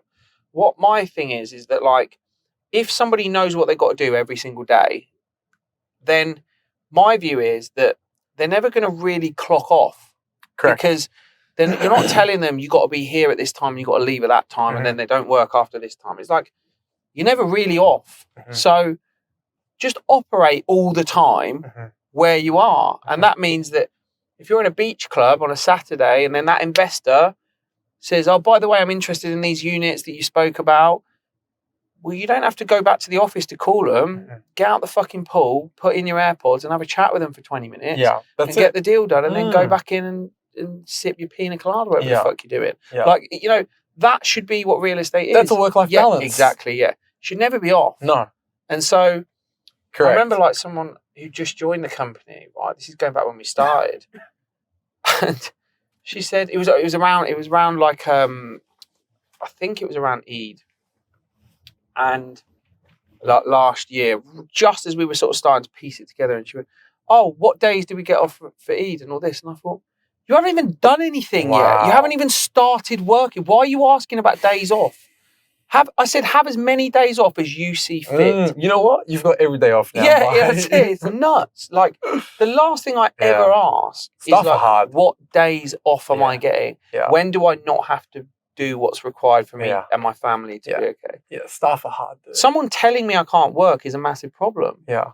That's my view. 100%, 100%. But here's the thing, right? Instead of, I learned, because I've got over 100 staff, I've learned if not to get angry because they're just showing you exactly who they are. Of course. Yeah, so if you are showing me exactly who you are and you're here for the paycheck, well, then you're not going to last here very long. They just know they're not going to, and it's nuts because also the one thing that kind of, it just makes me laugh is the sense of entitlement people have. Yeah. So we have people, right, they come in and they go, oh, I need my visa done. I need healthcare. I need this. I need that. I think, what the fuck have you done? Yeah. You've done nothing. You brought nothing to the table. Yeah. And we're here with your list of demands of what we need to do for you. Yeah. It's nuts. Like, absolutely bonkers to me it is. I just think to myself, where do these people get this sense of entitlement from? Like, it's absolutely crazy.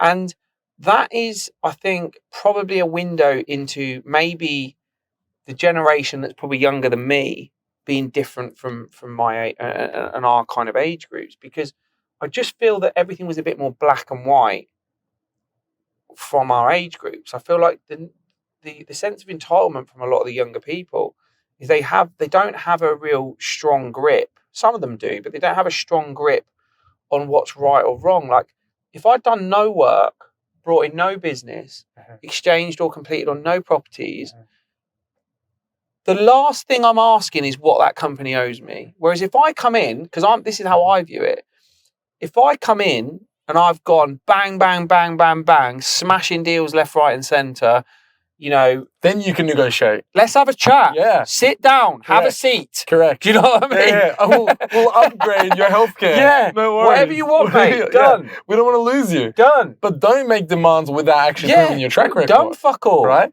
I went on a date with one girl. After that one day, the next day she sent me a little DM or a screenshot of a couple in business class. And she said, what we deserve. And I said, we went on one date. I said, what have you done to deserve this in your life? And she goes, very stupid question, dear. I'm a princess. I was born to enjoy. Bloody hell. Right? This is a quote, by the way. So same thing. A lot of these the new generation, they want it all without the work, without presenting value, all that. And I don't know where they're getting it from, but they're quickly going to get a reality check real quick. Oh, I think also this comes at a cost, and it's actually at a price that I don't think they understand what it is. So I'm just a firm believer that, quick money, quick validation, short-term wins, they are always at the expense of something. Yeah. You're always giving up something to get that. Now, if somebody thinks it's okay, that I know there's some girls and they're just happy to get maintained by multiple men that are sending them money and this, that, and the other. I'm thinking, okay, short term, that's a nice fix for you. You get new handbags, you get to have your apartment paid for. But at what cost does that come? Because now, in my opinion, you're making yourself pretty much unmarriable. And as your age grows and your value goes down in the market, of course, then who's going to pick you up from the market? Well, this is it. And then what happens? You get fewer and further between. Yeah. And that is what's going to happen. Whereas, that I have a belief is that when the girls are in their, the women are in their prime, they should use that to find the best man. And that's when you're most compatible. That's when you're going to be attractive to people. And if you hold yourself in the right way and show that you're not a party girl, show that you've got really good morals and all this sort of stuff, someone is going to fucking snap you up and they're going to give you absolutely everything that you've ever wanted. But if they go on there and they go on your profiles and they go on this and they see that you are here, there and everywhere, painting the entire world red, it's like, it's not screaming commitment. Yeah, no, it's not. In Dubai, I've really had to sharpen my tools in testing them. So sometimes if we go get a coffee, I won't pay just to see if she has a panic attack. Yeah. So is she there for me paying for everything, or is she there for me? Yeah, right? Something small, just to see what her behavior is. Yeah. It's more of a test. And if she fails the test, and I'm like, okay, well, you were only here for that, right? Yeah. About the real estate market in Dubai. Yeah. Obviously, there's this notion that everyone's a millionaire and everyone's making so much money and whatever, right? But you and I both know only the top 20% make it, right? Yeah. Only the top 20% make the money, right? And also, by the way, when I was in the top 20%, when I was selling, it's so weird because I was getting everything that I wanted, and they would. It's as if everybody would give me everything that I wanted to maintain being in the top 20%. When in my mind I was thinking, why are you guys giving me these leads? He's struggling. He's struggling. Yeah. He's struggling. Yeah. Shouldn't you be helping him?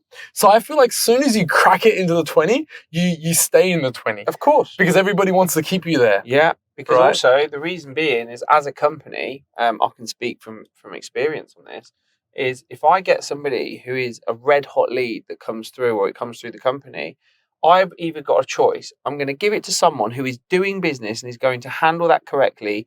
They're going to get the business done, bring money into the company and for themselves. Or am I going to take a chance on someone who hasn't turned up for the last 2 meetings, isn't making calls, no chance. They're not getting the lead. And I've said, and I'm very, very public about that in the company. If you're doing no work, you're not getting the lead. So that's it. Yeah. And if we see that you're putting the effort in, you'll get the lead. You get the lead. Yeah. That was crazy to me. Yeah. When I cracked it in there, everyone kept supporting me. They're just giving you more, giving you more. Yeah, and I was like, I can't handle it. It's true, but I think that there is that, is it Pareto's theory or whatever, Pareto's law, but it's like, if that's right, is that, the top 20% is responsible for the remaining 80%. And, that is true. I think that I'm doing everything in my power to drive that 20 to like 30%, 40%. I think we're probably hovering around that, but we're not at a scale of like 200 brokers in Dubai yet. But I think that it is that you are looking for those people, because that one person who's very, very good at the job, takes pride in it, is an expert, will do 10 deals, while the person who's not turning up for the training sessions, not turning up for the meetings, can be there 6 months and do 0 deals. Yeah. So they are so valueless. Yeah. It's unbelievable. Yeah. And then that one person who does 10 deals, like you're talking about with yourself back then as well, they become so valuable. And that is just real estate. It's that, it's a bit like you see like Lionel Messi, Cristiano Ronaldo, as they're footballers, and it's like their performance versus other players was so heavy in comparison to what other players can produce, but their value was so much higher. And that's why they were on the most money. That's why they get the biggest transfer fees. That's why every club wanted them. So it's just the same in anything. In any industry, you get those people that fly the flag. They're the top, they're the top percentile. And then you get the other people, they don't do their research. They don't commit to it fully. They make excuses. They hang around with losers. And then they use all of those factors come into play to make them fail. And they will always blame someone else but themselves. And that's always what I've noticed. Yeah. If you had a sales team of 10 people and you were doing, let's say, 20 deals a month, would you prefer the top 25% doing 80% of deals and the rest doing the rest? Or would you prefer equally everybody's doing 2 deals a month? It's a good question. I think that it all boils down to what people deserve. That's always what I think. I think if everybody was working exactly the same, with exactly the same levels of output, then it's fair that everybody gets roughly a fair deal. But if somebody is putting in far more time, far more effort, far more hours, far more this, far more that, they deserve more. So I don't sway one way or the other. What I will say is that, like, we've never lost anyone in the company who is that top percentage person. And the reason being is that they become literally an integral part of the business, where they're like pivotal in the growth of the business. They are looked up to by people in the business. They are a go-to person. They grow their own team like it's their own business. So it becomes financially stupid for them to think, I'm going to go off and do it on my own now. It's just they're just making too much money. They've got a good wicket. Yeah, it's silly. Yeah, and that's the thing. We've had a couple of people who've like tried to go off and do it on their own, and they've failed. Yeah, catastrophically. Yeah, because they get a bit excited, and in my head, I've had these conversations with people, and then they're like making all these demands. And I said, let me stop you there. I said, you need to go off and do it on your own. Yeah. Go off and do it on your own, see what's waiting for you. Yeah. And then when they do it, they've just hit the ground with a thud. Yeah. And of course, they'll say to everybody, yeah, I'm doing this, I'm doing that. But you just need to go on their listings and their sales, and you can see they've done fuck all. Yeah. And, that is because you can't do both. That's the funny thing. The reason our setup is so good is because we're scratching that entrepreneurial itch. We're allowing them to grow it without any of the headache. Yeah. You haven't got to go and like pay all the property portals, pay the CRM systems, have all the visa costs, do all that shit. And if you want to go and do all of that, you can't be a broker. It's too hard. There's too much to do. You just haven't got enough hours in the day. I can't do it. Because I love selling and I love brokering. That's what I love doing, but I can't do it. So if I've got a friend who wants me to do something, I'll say, here's my recommendations, what I think you should invest in. Bang, bang, bang. If it goes one step further in the communication, I'm not going to service them correctly. So I bring someone in. So I'll bring a senior member of staff in, and I'll say, I'm just bringing this person in just to accommodate with the communication and the options that you've got, and they'll take your viewing and they'll do this and do that. If that's left to me, it's not going to get done. I'm too busy.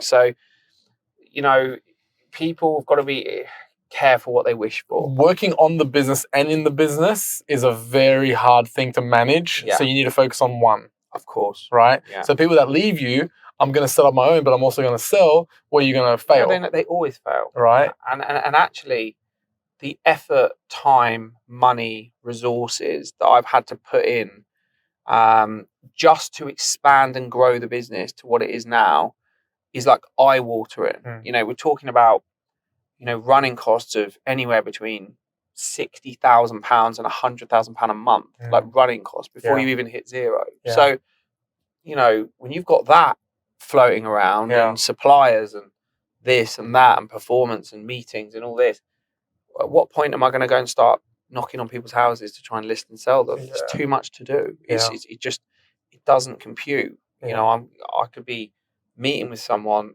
regarding a property and my phone will be going off about meetings with the accountants, or we've got to have a meeting with these suppliers, or we've got to do this, we've got to do that. So it's like, it doesn't work. You've got to pick your lane. And the good thing is that's where I created it, because going back to when I was an agent and I was at that company, I wanted this structure. This structure didn't exist. I asked them to do it for me. And had they said yes, I'd have probably still been there today, because it would have allowed me to broker, but it would allow me to grow it as my own business. I'd have been a mentor to everyone in the team. I could have recruited. I could have got profit share, done all the sexy business stuff without any of the headache. And that's what I've created. Yeah. You got to specialize, not generalize, right? And if you're selling, but also, setting up the company and finding, recruiting people and this and that, then you're generalizing. You're spread too thin and you're not going to be able to thrive. So how you're doing it is perfect. But I love the way you're running the business. I wish I was at the point in my life where I still needed to hustle to make money. Because I'd jump on with you, honestly. I'd have a great time. I'd have a great time doing that with you, to be honest with you. Who's your backbone? When you have a rough day, you need to call someone to get it. For me, it's my dad, right? Like when I'm going through it, I call him. He straightens my mind out. Who's yours? I'd probably say it's my girlfriend. But then that's more sort of emotional support. She is pretty switched on with business, but not to my sort of level. Or my mum. And I think what I've realised is that I'll end up getting support of females a lot. Sure. And really what they're actually doing is just letting me rant at whatever the hell's going on and then telling me everything's going to be okay and I get on with it. And that's usually the structure. My dad, and me, we have a good relationship, but, I don't speak to him that much with regards to sort of, business and stuff like that. And I think that for me, backbone, I think I'm very, very self-sufficient. Okay. That's the weird thing. I'm very, very self-sufficient. The buck always stops with me, and I'm sure it does with you as well. But I feel like I always try to figure it out on my own. Yeah. And I don't think I actually get that reliant on anyone. I think that I put a lot of responsibility on myself to be the provider, to come up with the solutions. But I will bounce ideas off people. I'm very vocal. So if I've got for example, I've got maybe 3-4 friends that in Dubai and they're good in business, and I'll say, oh, this guy's fucking pissed me off. This is happening, blah, blah, blah, whatever. And I'll bounce ideas off people. But usually what I'm looking for is a route for me to come up with the solution on my own. Sure. If that makes sense. Yeah. And so that could be a multitude of ways. Yeah, I know what you mean. If you bounce it off someone, you actually end up reaching the solution yourself. Yes. Maybe you just need a bit of validation or a bit of whatever on it. Yeah. it's always whenever I know exactly what you're talking about. When I'm in that stage and I bounce ideas off my dad, it's always the idea that I go with, and my dad's like, no, don't do that, and I was like, that's what I'm doing. You don't actually take on board what they say. No. You need to offload. Correct. Yeah, you need to offload. Correct. And that's the key thing. Yeah. Like, even like to the point where like I'll go in my personal trainer in the morning. Yeah. And he's just training me. I'll be telling him about my business and what's pissing me off and this, that, and the other. And I'm pretty sure if it was filmed, I'd have pretty much had the whole conversation on my own. And come up with a resolution on my own. And he's just like, yeah. Exactly. That's just how it works. It's just a bit like what we do. I'll say to my mum, oh, this has happened, that's happened. She's like, oh, it'll be better. Yeah, well, what I'm going to do is bang, bang, bang, bang, bang. Thanks, mum, I needed this advice. Just come up with it on my own. Yeah, I know. That's exactly what I do. Yeah. Because the thing is, my dad's risk threshold is not the same as mine. Yes. So my dad will go, no, don't do that, don't do that. That's exactly what I'm doing. Yeah. And then he'd be scared for me. Well, I'd be happy flying. Yeah. He'd call me going, how did that go? Yeah, good. We're exactly how I predicted. To me, business is an art. Yeah. Michelangelo draws like this. Picasso draws like this. Business is what? Hurdles every day. Right? Of course, We wake up knowing how much money we have to spend, how much money is going out, but we wake up not knowing how much money is going to come in. It's true. Yeah, it's true. But we know our expenses. Yeah. Our expenses are fixed. We don't know how much money is coming in today. So the way you jump over the hurdles every day, that itself is the art. Oh, it is. Where I thrive is where I have big hurdles. How am I going to jump over this?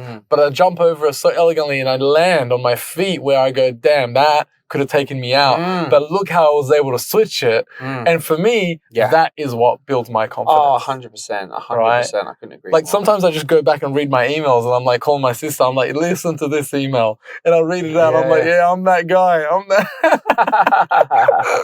Oh, it's so true. I remember like I hired one guy and he, I knew him from when I was younger. Yeah. And I brought him in as a really senior position. I was paying him £15,000 a month.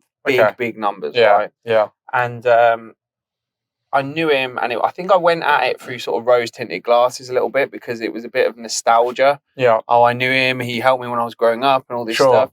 And he worked in the same industry. Got him into this position of COO in my company, and he was absolutely dog shit. He was so shit, and he was driving the revenue down to the point where I had the accountant on the phone going, "What the fuck's going on?" And I was like, "I don't know. Like this is. I've been giving him this to manage." And he's lying about the figures. He's taking on new suppliers without permission. He's doing all this stuff. His invoice was the top of the list every fucking month. And I just thought, right. And 1 a.m. rang him up, fired him. And he actually put us into a hole. Like it wasn't a negative hole, but it was like the line started going down in the UK while I was trying to set up in Dubai. And I thought, motherfucker, like, I was fuming. And what I had to do in that period of 6 months was the most testing, because not only was I growing Dubai, but I was now putting out fires in the UK. I had to restructure the entire business. I had to fire a load of people, put new people in charge, retrain them, go from the ground up. Everything had to start again. But the product of that after 6 months was, we went from doing X amount to quadrupling the output after 6 months because although it was an absolute ball ache, it made me go to the next level of the ground up in the business where it was almost like starting again as in like my processes from the ground up. And we are now far more slicker. We are organized far better. We're doing far more business. We're aggressively growing. Everything is better. And when I look back, I think to myself, had I not had to go back to the drawing board on so much stuff because of this dickhead, maybe we wouldn't have been where we are today. Because what if he was okay at the job? Correct. What if he was okay at the job and just ticked us along? But instead, I had to rip it all out again, go back to the start, and then now we're doing huge numbers. And it was like, so everything happens for a reason. But relaying what you just said, it was that as much as it irritated me so much, the satisfaction I got from turning that into a positive was like, it was amazing. Yeah. It almost reconfirms who you think you are. Absolutely, yeah. Right? You think to yourself, I'm that guy, I can make it work. It almost reconfirms it in your mind, saying, Don't slow down. Keep going because you are that guy that you keep saying you are. Yes. Right? Because you know when they say a great man looks in the mirror and sees nothing, right? So we're all, you know my strengths more than I know my own strengths, right? Like my sister knows my strengths because she sees me. Our reflection is very hard to see. So I 100% I agree. And I mean, I've had that as well where every time I fight someone, we've ended up just going, yes. Right? It's usually like the necessary collateral damage that has to happen, and it automatically slingshots you into solution mode. So like, it's one thing having a problem, but what is the solution? And and when you talk about a solution, it's not about just overcoming the problem. It's about providing the solution so that your business performs better. Yeah. And that is a skill in itself. So not only are you putting out the fire, but you solve the problem. And by solving that problem, you're now increasing the business's performance. So you've gone from a minus, as in like fundamentally speaking, it's a minus because you've got this problem. You've overcome the problem. And not only have you overcome it, you've now put the business into a better situation.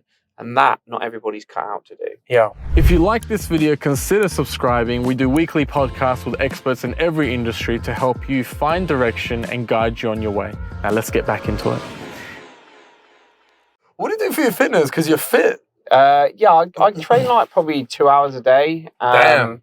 I'll do like 40 minutes to an hour cardio and then an hour weights every day. And I'll probably have one day off on the weekend, Sunday. Do you know what though? I was 24 kilos heavier, just because I was kind of like enjoying the good life a bit too much. Yeah. And then I kind of had this photo of me where I was in front of the Burj Al Arab at like Sal Beach Club, and I just looked fucking terrible. Yeah, I've seen that video photo. It's on your Instagram, isn't it? Yes, and I couldn't believe it, and I just did not in my head look like that, and even to the point where like when I walked up to the pool, my reflection in the mirror did not look like that. And so I don't know where it went wrong, but then I had that photo and I was like, shit, this has got a bit bad. And I remember like I started training over at the gym Banus in Al Quds, and what a joke. And that gym is it's fucking nuts, mate. There's people openly injecting.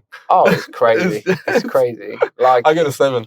Hey, 7's good, yeah. 7's great. 7's full of influencers. Yeah. 7's all famous people. 7's good, yeah. But Binos is just such a zoo in there. Oh, it's nuts. Meatheads everywhere. Nuts. But you know what it is? Fuck me, do I get my sessions out in there? Really? It's just because there's just nothing else for you to do. Yeah. It's like you get in there and you smash it out. But like 7, everyone walks in with a tripod. Yeah. Right? Everybody walks in and everyone's recording, right? Binos is not really like that. No, everyone's like, it's just heavy duty with women with beards. Yeah. You know what I mean? There's a few questionable ones in there, definitely. You know the ones I'm talking about. It's just crazy. And, you know, and I think that like, for me, it's about like getting the sessions out. But funny enough, I was looking at joining 7 as well. Yeah. And just doing bouncing between the two. You should.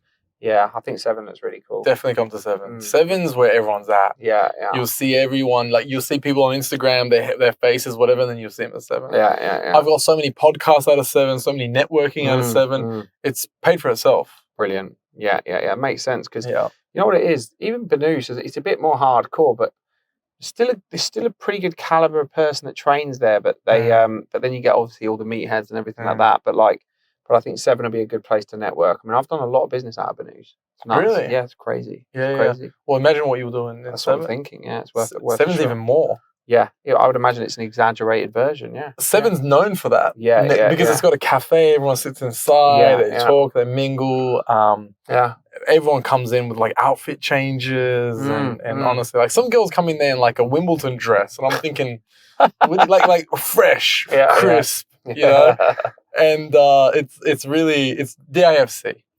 It's not a gym, it's DIFC. Yeah. Right? You know, I own gyms in Australia. I own 12. Oh, nice, right? nice. And for me, just going to other people's gyms is so weird. Because it's just like I've been used to a certain level of acknowledge,ment. Yeah. You know what I mean? You understand the mechanics a bit, it's yours. And It's different. You open the vending machine, get whatever you want. Now I'm waiting in line. Yeah. You know? Dubai's so humbling though. If I lived in Australia, I think my ego would be through the roof.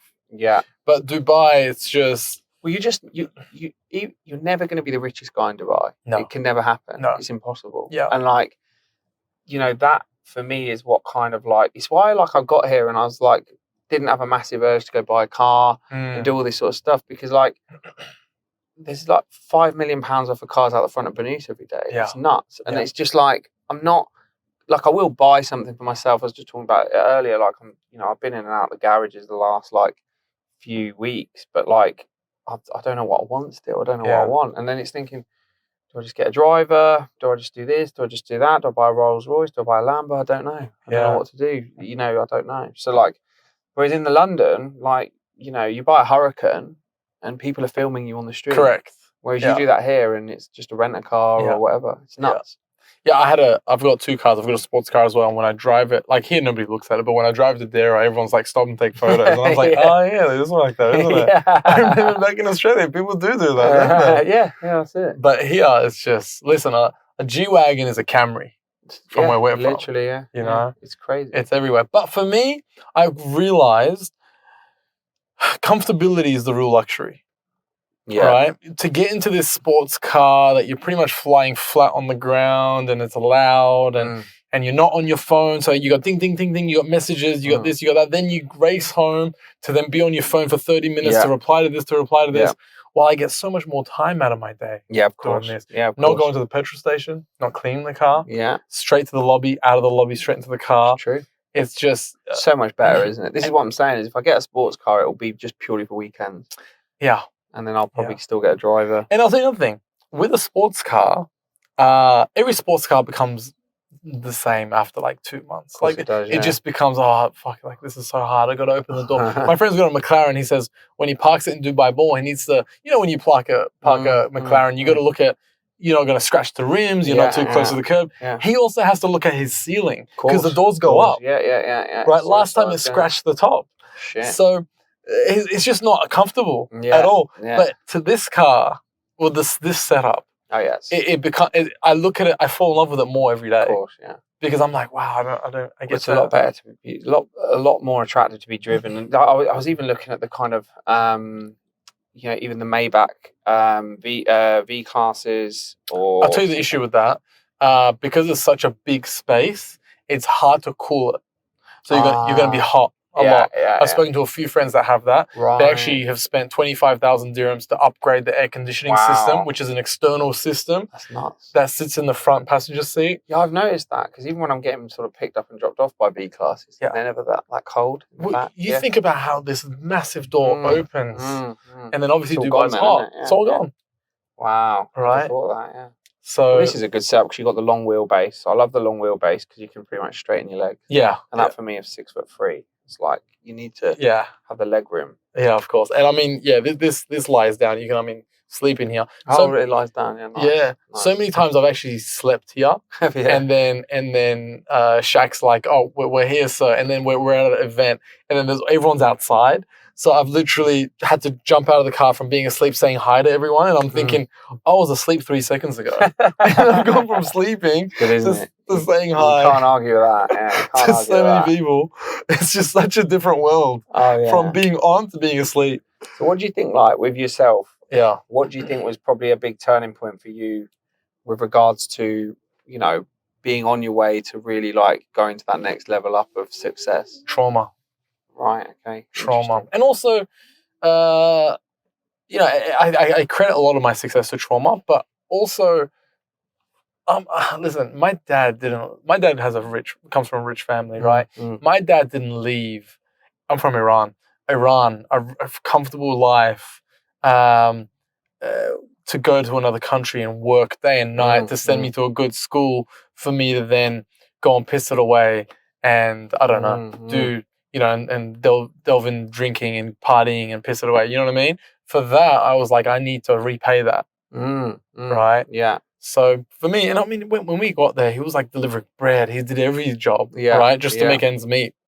So for me, I think the switch there was, I can't piss that away. He did all this work for me to do nothing with it. Yeah. Right? That's why a lot of the guys that you see from the UK or from Australia that are natives to those countries, right? They don't have that drive. Oh, my dad had a comfortable job. Yeah. He did his 9 to 5, and I'm gonna aspire to be like him and do my 9 to 5, whatever. But man, we left war-torn countries, Of course. to make ends work. Yeah. To live in single-bedroom houses. Yeah. To grow up, to what I perceive was poor. Yeah. Right. To then piss it all away. So I think that's where I get a lot of my drive for.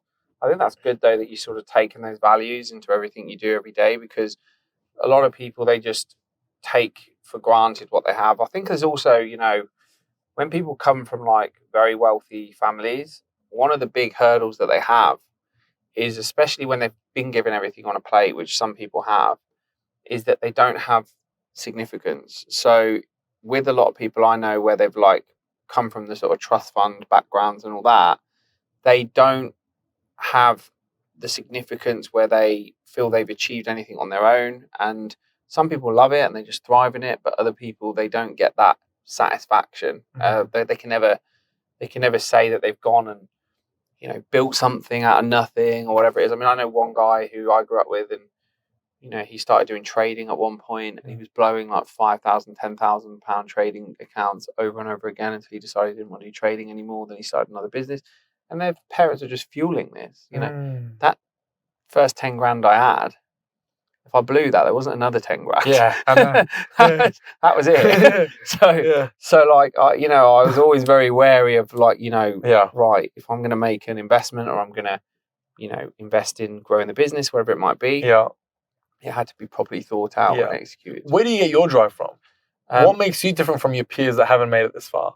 I think for me, I probably do relate it a lot to a lot of the mistakes I made in my life, and I know how bad I felt back then, and that thought is a fear, and it scares me every day, because it's like, I ain't going back to that. I'm not ever giving it up. I'm not ever gonna feel like I did back then, because it was absolutely like horrendous, and it was just like a deep hole. So now I have to do something that claws me forward, even if it's an inch, every single day.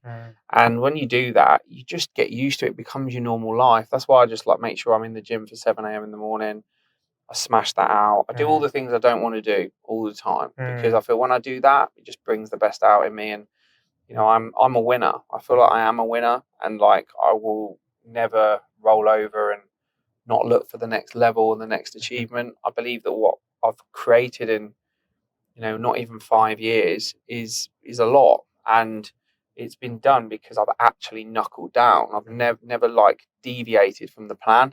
Had a couple of speed bumps on the way, but I'm very proud of that fact. And that's because it's driven by that fear of like, I can't go back. It can't happen. No way. If you were to die in 12 months' time from today, and you know it, how would you live your life different? That's a good question. Get your missus pregnant straight away? Yeah, probably. Yeah. Need a legacy. Yeah. So that needs to be handed down. I'd probably spend 6 months getting that all set. Yeah. And then the other 6 months, I know what my brain's like. I'd be trying to find the solution not to die. Yeah, okay. That's what I'd be doing. No, but you are. Like, you're going to die. I'll go, well. Well, we'll see. Leave it with me. Let me see what I can come up with. Yeah. Because, we're used to solving problems, aren't we? Yeah, of course. So it's like, but I think that I'm not one of these people that'd be like, oh, I've got this bucket list where I need to go skydiving and bungee jumping and all this sort of bullshit. I think like the thing for me is that none of that stuff interests me. Yeah. I think the main thing is that I'd make sure that I'd work that. I would actually work that whole 12 months because I'd want to make sure that everyone around me was set. Sure. And then that's it. Sure. And I'd leave that. That would be my attitude to it. Is if that's the day and it's been set, then for the next 12 months, I better make sure that everyone around me has got nothing to worry about. Yeah. And that's it. Well, you know who you remind me of? The guy that does car stuff. Car Wow. No, not Car Wow. I think Manny? Is that his name? That guy in the UK in London. Yanni. Yanni. Yeah. Do you know him? I don't know him, but I've got mutual friends with him. So I know he's friends with DMO. I know DMO quite well. Sure. So yeah, we've definitely. Who's DMO? He's got like a very big following in like Is he the black guy? yeah, that's right. Yeah, Okay. yeah. He's killed it, and he's got like What does he do? he does a lot of the huge car meets and stuff. So Mhm. like he has a massive like following there. I think he's involved in like the trading groups and stuff like that. I don't know the ins and outs of it. He invests and stuff like that as well. Okay. But he's done really well, really well. I should probably follow him back. I definitely think It's been a while. I was like that Yeah. black. I never met him, so I didn't know what to yeah, do. he's a really nice guy. Okay. Yeah, really nice guy. He's done really well. Okay. But I think that yeah, I remember one guy coming up to me when the television show was out, and he goes, "Oh my God, I know you from TV." And I was thinking, "Oh, he's recognised us from the TV show." And then he thought I was Yanamized. Oh. But I think he's a few pounds heavier than me. Yanamized. Yeah, of course. Yeah. He's heavier than you, definitely. But like, I feel like your vibe, No, attitude, we've got a similar. business, yeah. In fact, actually, I've watched some videos of him talking. I think he's done great. And, Yeah. And you guys should really meet.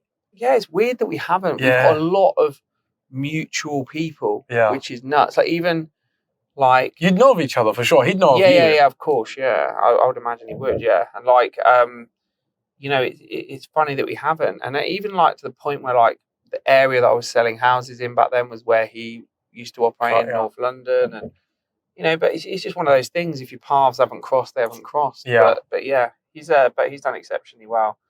You know, considering it's like wrapping cars. Yeah. You know, That's what an exceptional result out of Yeah. that. You know, power of marketing. Yeah. I mean, you can make out money out of anything, You can, right? Yeah. Anything. You just have to be very different. Well,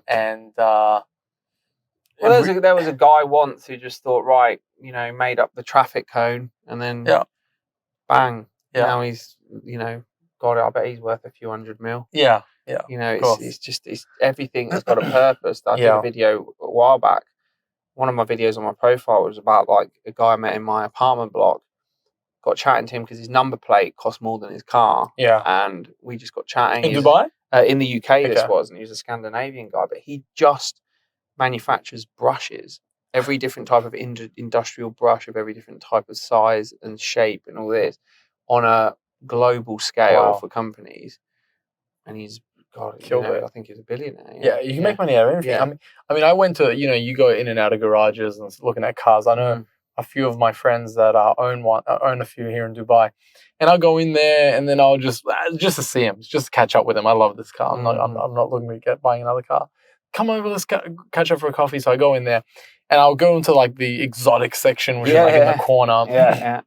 And then I'll be looking at the McLaren Senna. I'm like all these different cars, the new Maserati. Nice. And he'll tell me, you know, all these 6 cars in this corner, they're all owned by the same guy. Oh, I can And I was imagine. like, what do you mean? He goes, when he travels, he just gives it to us, and if we sell it, we sell it. Yeah.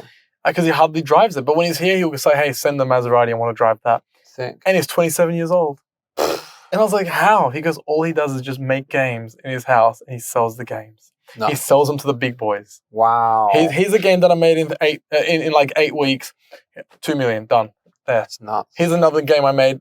1 million. Okay, there. It's crazy. It's crazy. And like, I think the thing is as well is that like, if you've got, but this is why I'm so big on people like, what happens now is people get so drawn into so many different avenues where they think they can make money. And what the secret is that you have to have a niche. Correct. If you've got a niche. The money's in the niche. It is. Because if you're an expert, you can't be an expert at everything. Yeah. You can only be an expert at one thing. Yeah. And like, if you're an expert at that, yeah, that means you can give knowledge, you can train people, you can grow it, you can do this, you can do that, and it will just expand and grow. Whereas if you just go, one day I'm going to be a real estate agent, then I'm going to invest in crypto, then I'm going to do Forex trading, then I'm going to do this, then I'm going to do that. And before you know it, you're chasing a million rabbits around a field and you catch fucking nothing. Correct. You know, it's nuts. And that's why I've always, even when I got tempted to do things, I just never deviated from it. I just thought, right, just stick with this, with this. And we go, oh, why don't you invest in Bitcoin? No, not doing it. I'm just going to carry on doing this.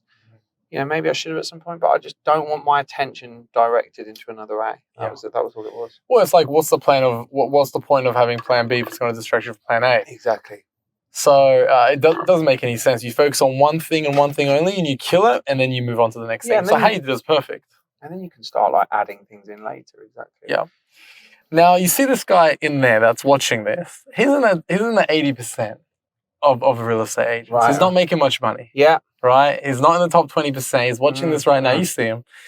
What advice do you have for him to get out of the 80% and into the 20%? Yeah, the first thing is stop hanging around with the losers in your company. That's the first thing. So that's the first thing I know you're all doing. You're all hanging around with the other losers that are doing no deals and bitching about the people that are doing deals. So you need to tear away from them, have no friends, and basically go and ask one of the top billers if you can shadow them and work around them for free. Don't ask or expect anything in return. Just be around them when they're working. Follow them around for a week or two.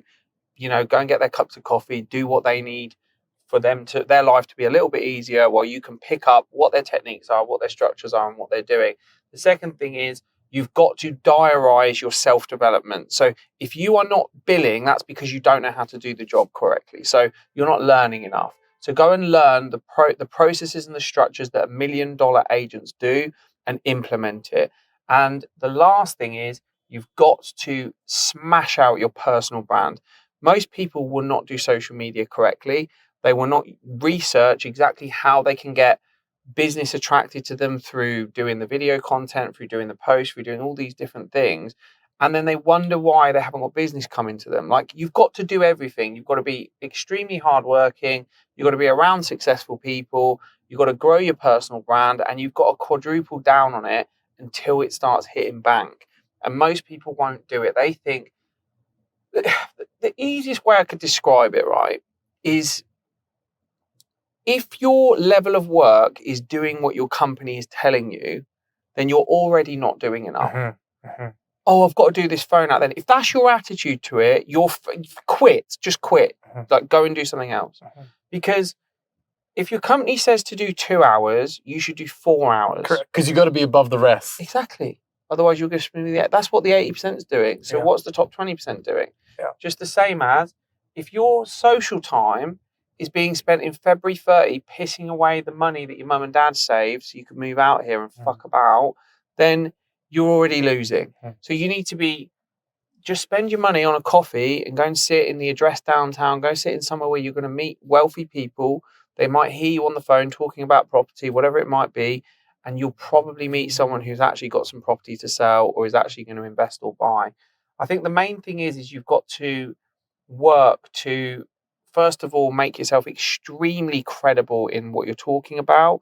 You should also be around, like I said, the people that are doing loads of business, and you should know your processes and your structures inside out. So that way, when you get a client, because here's the other thing, these people in that 80%, they get opportunities. But I'm telling you, if you give one opportunity to the person in the top 20%, or you give 5 opportunities to the people in the bottom 80%, I guarantee you, over the course of a year, the people in the top 20% are going to do more business than the ones that are getting more opportunities because they're not trained correctly. Giving leads to the wrong people. You don't want to waste leads. That's what burns the money, because a good lead in the wrong hands is a shit lead because they don't know what they're fucking doing. They don't know what they're doing. Yeah. I've seen it with my own eyes. Someone who has nursed a lead for far too long, not done anything with it, and we've got somebody senior, someone more successful to intervene and help them with it, and boom, they do 3-4 deals out of nowhere because the right hands are on it now. So you've got to get yourself to that situation, and also look in the mirror and be honest. Look at your figures. What are your figures telling you? What do your figures say? Don't make excuses. What do they say? How much money have you banked in the last 6 months, in the last 3 months, the last 12 months? How much money have you banked? How many listings have you got? What are the fees you've got? Are you even getting fees on your listings, or are you just taking listings with no fees? What's the pricing like on your listings? When was the last time you did a market review with the seller and explained exactly where the market is with relation to their property, or are you afraid of offending them? Are you afraid you don't want to lose that listing because you've got no other listings? All of these questions come into play when you're an underachiever. For me, if I had so many listings, what I'm usually looking at is I need to get a portion of these listings out that are time wasters because they're not serious about selling. And if I then have a conversation head on with the owner and say, look, you're on the market and you were on the market with me and 2 other agents at 10 million AED. You've been on the market for 6 months. When we've gone through the research, it's only worth 8.5, 9. We need to realign the price so we can get more leads. Do you want to sell or do you want to just keep your house? What do you want to do? And by having those conversations back with facts, figures, data, evidence, you will get sellers either jump on board about seriously wanting to get sold, or they will say, oh, I was only testing the market. Don't worry about it. I'll take it off. And they're a waste of your time anyway. Get them off. But if that's your only listing, then you're fucked, aren't you? You need to keep it. So it's all about perspective. If someone's got 30 listings, they want to get the time wasters out. And if someone's only got 1 listing, it doesn't matter if that's a time waster. I need to keep it. I've got nothing else. What kind of agents can you not stand in the industry? The people in the industry I cannot stand are the ones that just expect things to land on their lap. They're asking questions like, how many leads am I getting? What do I get back for this? When is this going to be given to me? All of these things, this attitude, this sense of entitlement, they're the people that are just poisonous to the real estate industry. They haven't done research on exactly what it takes to be an agent. They don't understand what work's got to go into it. And quite frankly, they're destined for failure. They are cancer in business, and you have to make sure that they don't spread to other people in the business. Especially in real estate, because it's so, what's the word? Contagious. Oh, 100%. It's so contagious because they also want to complain about the leads. They also, it's an ego thing, right? If they're not doing deals, they need to blame someone. Correct. And it's the age-old saying, misery loves company. Misery loves company. Shit people always gravitate to other shit people. They find each other. They seek each other out because they need someone to sit around with and be shit with. Yeah. And then the good people always hang around with other good people because they're talking about solutions. They're talking about making money. They're talking about deals. They're not going to hang around with the shit people because they bring the vibe down. Yeah. So it's funny, but misery always loves company, always find each other, and I just can't stand them. And also the good people don't have time to hang out. No. Right? And when they do hang out, it's like over dinner to talk about business or whatever. Yeah, so, 100%. Ty, I got to say, it's been a pleasure. Ah, real pleasure. There's no more alpha than you. All right? I love it. That was really, really, really enjoyable. Really enjoyable. And you might convince me to actually go get a Maybach now, I think. Yeah. Just don't do a podcast in it. No, don't worry about that. But I really enjoyed this conversation. And no, you're a top guy, and we'll definitely catch up and see what we can do business-wise as well. For sure we'll do something. Absolutely. This has been Ty. Let's go.